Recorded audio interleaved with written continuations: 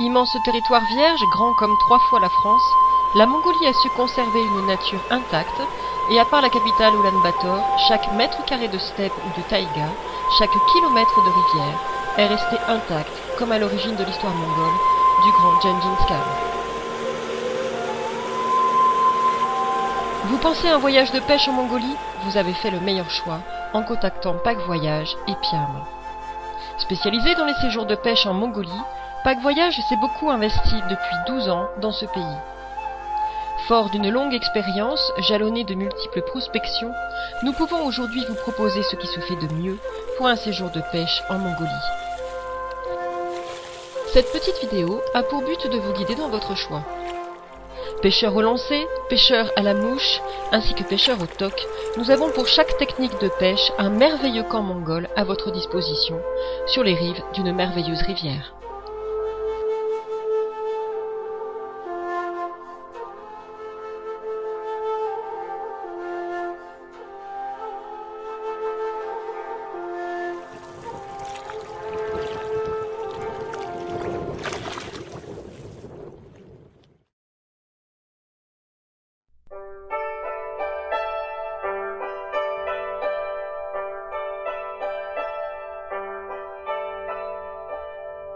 Commençons par la pêche à la mouche.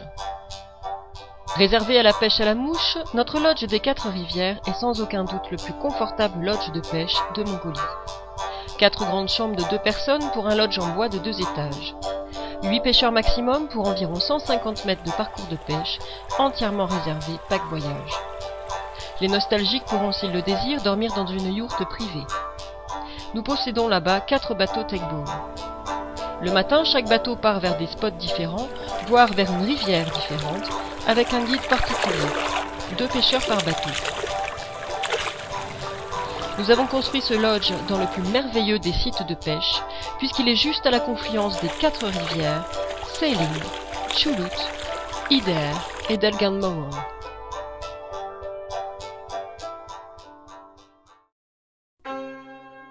Très différent du lodge des 4 rivières, notre camp de la dernière frontière est situé dans la taïga rouge, à l'extrême limite de la frontière avec la Russie. Ici, toutes les pêches peuvent être pratiquées. Le camp en yourte est plus rustique, mais la gentillesse et la générosité de notre staff est entière. Les paysages sont somptueux.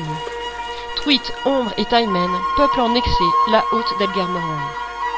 Il faut dire que l'endroit est unique et retiré de toute civilisation. Le pêcheur rustique, amoureux de la marche, aimant l'aventure et les espaces vierges, aura ici à coup sûr un avant-goût de paradis. La portion amont de la rivière, d'accès difficile pour tout moyen de locomotion moderne, permettra aux plus audacieux d'apprécier l'aide du merveilleux ami de l'homme, le cheval.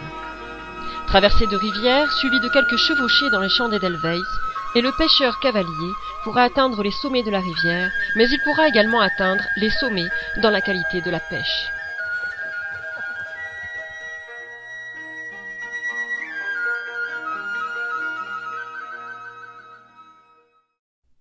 Pour ceux qui ne craignent pas d'aller dans ces lieux très reculés, avec presque 11 heures de 4x4, nous leur proposons notre fameux camp des Tsatanes. Les Tsatanes sont des tribus vivant dans le nord, à la façon des Samis de Laponie. Ils élèvent des rennes et vivent non pas dans des yourtes, mais dans des tipis. Notre camp des Tsatanes convient bien aux traqueurs de taimen, car les multiples lacs et grandes rivières existant dans cette région en font un lieu privilégié pour ces gros poissons. La pêche au lancer est donc souvent pratiquée, surtout dans la partie moyenne de la rivière Charka.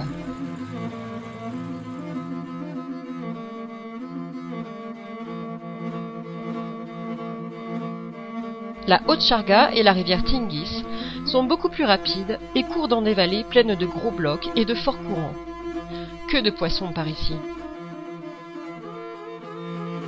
Ces lieux regorgent de très gros ombres pouvant atteindre des poids de 3 livres.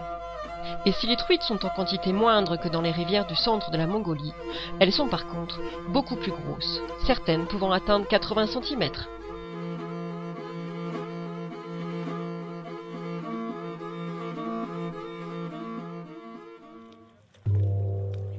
Lodge des 4 rivières, camp de la dernière frontière, camp des Tsatanes. Le choix est difficile, car tous ces lieux ont quelque chose de mythique et d'exceptionnel. La Mongolie est sans équivoque le lieu privilégié du pêcheur de salmonidés. Bien sûr, la vie là-bas comme partout change, mais si la capitale Ulaanbaatar évolue trop vite, le pêcheur amoureux de territoires isolés pourra encore longtemps profiter des immensités de steppes et de taïga, ainsi que des majestueuses rivières dont la beauté n'a d'égal que les merveilleux poissons que l'on y pêche.